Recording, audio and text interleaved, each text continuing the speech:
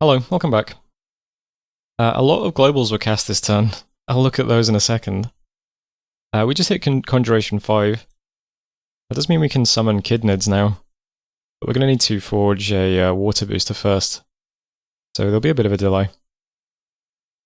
Some other stuff in here we might use.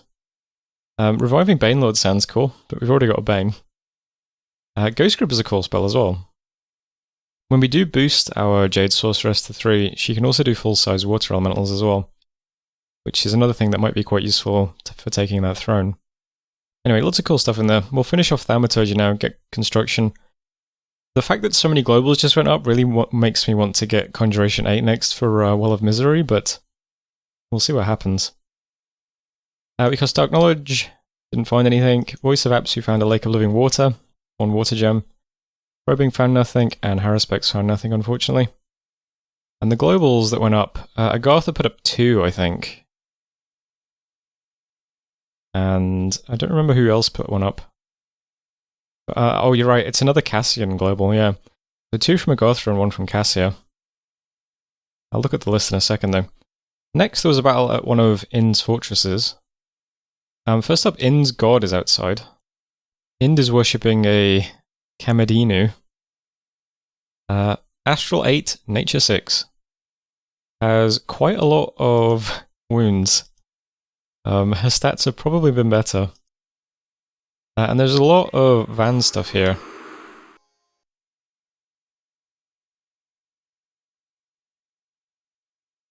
So lots of Eagles, lots of mages who deploy full-size air elementals. And the Sacreds in the front who have a pretty big bless as well. Shock res, poison res, fire res, defense, magic resistance, 6 undying, 1 hit point, and blood surge. So, crazy bless. Ind's god does not last very long. The Aerol's done it pretty severely. That's the end of that. Next, after that, Van then stormed the fortress. But nothing really in here. So that goes fine for him. So that fortress is here, which is quite close to me. There's not much in stuff left between us and Van from this direction. I do wonder what the territory around here looks like, though. We also tried attacking Blue Waters again. Probably not worth watching the actual battles. I should just look at the reports, but... Do you know, I realised this turn that Mound Kings can actually deploy units in line formation, which I never realised. Because they only have 40 leadership, but they have 80 undead leadership, so I guess that's what gives them the better formations. So we killed 10 Shamblers this turn, with 80 skeletons. So I'm going to try again in line formation, we'll see if that kills any more. Events then, in Calum, we got some Brigands. And Palia, we got 278 gold though, so that's quite nice. Okay, globals before I forget. Right, so the 2 that Agartha cast were Gift of Health and Earthblood Deepwell. Neither of these are things that we would like Agartha to have. He now has 20 fire gems a month and 20 earth gems a month. That's really bad. That's so bad. Yeah, Agartha's probably going to get out of control pretty quickly. Cassia put up Red Turban Revolt.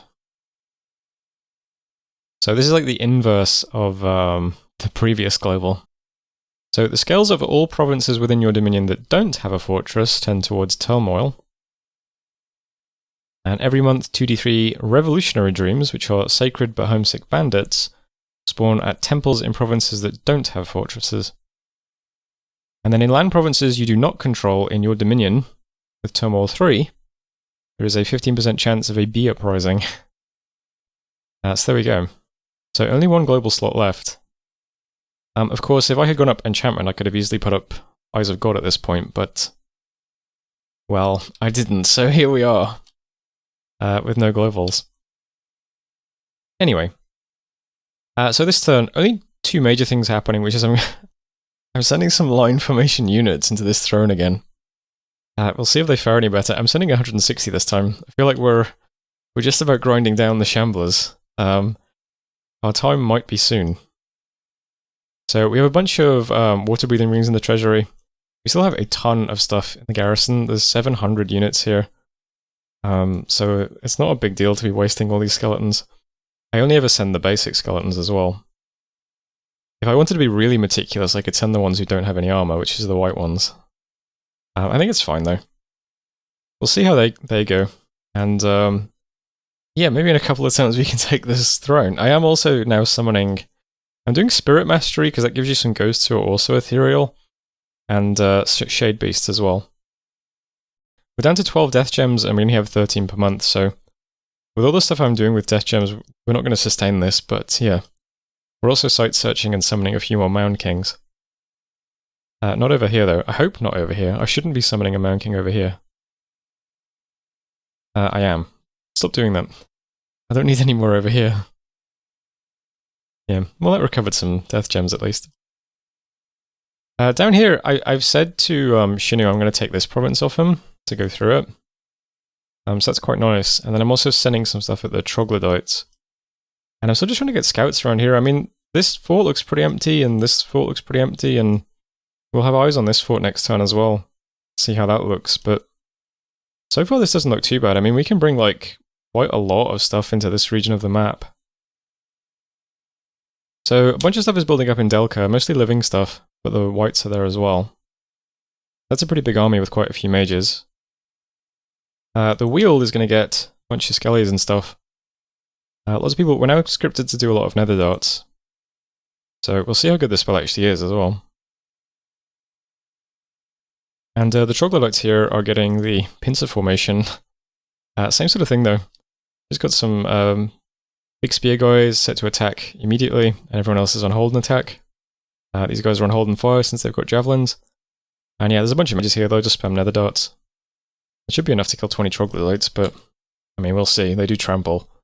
Might just walk through us and kill our mages, that would suck. But I don't think so. And I'm leaving some stuff behind, so there's some stuff going to go to Lombaria with a water-breathing ring. So this could take a lake, probably. There's going to be some skeletons left behind as well. Lots of skelly leaders here too. We're forging more rings of water-breathing. So we can probably attack these two provinces as well next turn, plus something else here. Something else here, and maybe the whites can go to another province entirely. So fingers crossed we can attack 5 provinces next turn and take them all. We'll see. We'll see. It looks like Shinu's in position. He's very small, but I mean, he's got lots of crap everywhere. He can just sit on a fort or two, take some of these provinces. And I think most of Van's army's in this region of the world, so he has to go back and he'd have to go through Shinu, so works out pretty well for me. Van is very big though. It would be nice to at least get this section of Van's territory. It would give us a lot of lakes that will be a bunch of easy income. Slam down some temples under here as well. And a throne. And maybe another cap as well. But we'll see how things go. His scales are not great at all. Because he does have that giant bless. So we've got turmoil, productivity, death, and luck, and drain. Luck and death is pretty common, I think, in JBBM games. I've just joined a game where I'm doing a death luck build, in fact. Because in JBBM, luck is luckier, and death is not as bad, basically. And so one of the things death does, I believe that there's a lot of luck events associated with growth and magic that aren't great. The magic ones give you like gems and stuff. So the theory is, if you dump a lot of your scales, but you just leave like a bit of order or a bit of productivity with luck, then you mostly get gold events from luck, and so it sustains you. But I don't think that works in vanilla because luck just a dump stat in vanilla that doesn't do anything. But in JBBM it's twice as lucky. So yeah. So it's an interesting build, but depending on how many luck events he's getting, he might not have great income to recruit out of all of his forts. But he is huge. I mean, he does have a lot of territory, I don't know. But we're just setting up at the moment. We don't have to attack Van, but I'm just putting pieces into place so that we can if we choose to. I did notice that this Cassian stack is on the border of Shinu, so if this chooses to attack Shinu, then Shinu might not go with me, in which case I might not attack Van, I might just sit back and continue turtling. But it's nice to have an ally taking on a giant player like this. Anyway, I just rambled a lot, so what else haven't I talked about? I think the Palisades is finished this month, yeah. I'm saving up gold in the treasury. You can put down more temples or start a fort in one of these two provinces. I'm not sure. Still doing remote site searching. My god is site searching impassable. I think that's it for this turn, really. Just check. I should probably be forging more stuff, but I'm not at the moment. Then again, we're only construction 2 so far, aren't we? That's fine. Yeah, so that's the turn. Turn 40. 3 commanders doing nothing. Who are you? Random commander and 2 random man kings. Yeah, that's fine. So that was turn 40. Thanks for watching, and I'll see you next turn. Hello, welcome back.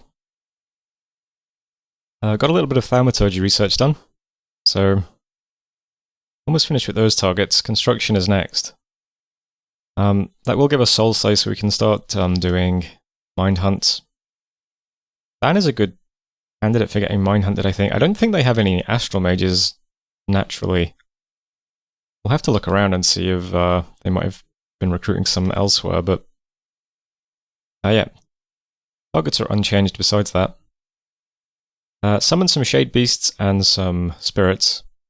Did the usual site searching spells. We found a Flesh Eater's Isle with Dark Knowledge. A Death Mage can enter this to summon ghouls. I might do that next turn. I didn't bother this turn, but we can send a little thaumaturg over to start doing that, why not? We then spied Van attacking another one of Inn's forts over near us.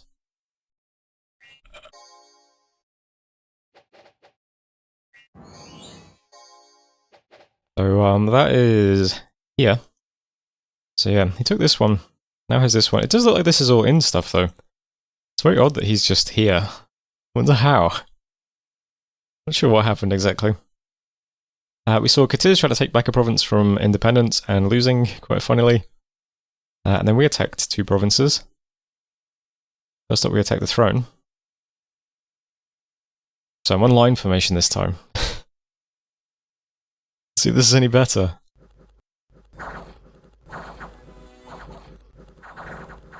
Although this time the Shambler guys don't actually get into combat with us for a while. We end up just surrounding the Triton guys.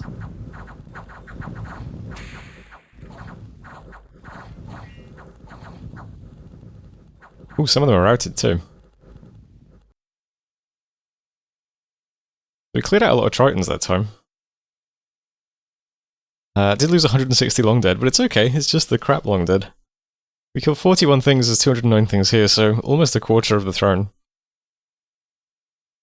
I mean, I don't know, is this stupid? I mean, at this point we have like 800 things. I'm pretty sure if we give all our mages water breathing rings and just march all of this underwater, we'll take it easily, but I don't know, I just enjoy just like chipping it away with skeletons for some reason.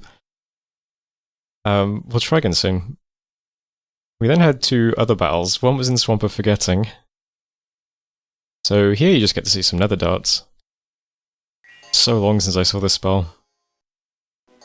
Nether darts is so cool. When you have lots of mages casting this, it's just so much damage. I love this spell so much. And then again in the Weald. I think the Weald's empty though. So these armies only have like 5 casters each. It's such a giant cloud. Yeah, great spell. What did we lose in Swamp of Forgetting? 31 skeletons. That's okay though. And then events, Sperm and Hive, we got 30 Unrest, and Palia lost some Dominion. We also finished the Palisades in Dragon Ridge. So that's getting upgraded to a fortress this turn. Also doing a bit of site searching with all specs, since we have an Adept out now. Didn't get 2 in any of these paths though. I am still recruiting these guys. Might be a while before we get another one though. Desperately need the fort upgraded. Oh, and while I remember fort upgrades, did you know that Caelum's Cap has 3 commander points? So I'm getting a Thaumaturg and a Cultist every turn. I like that. More H1s. What does Sceleria have? Sceleria only has 2, right? Yeah. How come Calum gets 3? I guess because it's a weird, like, ice fortress, right? Yeah, ice citadel. Mana point bonus 2. Oh, well, yeah, that's great. More H1 priests in this area. Anyway, that's it for messages, and you can see kind of the direction of all the arrows. They're all very, very neatly coordinated. So most of this turn is just going to be looking at these armies, so I'll just try and go through it quickly, because they're all very similar. We've got this guy going underwater. He's got some soulless and some skeletons. Other than that, he's giving himself luck, and then spamming nether darts. Hopefully these are low PD underwater provinces. That should be okay. Much larger army is going into Alluvia. Same sort of thing though. Got lots of soulless at the back. Skeletons. Yeah, a giant line of skeletons. This is lots of undead.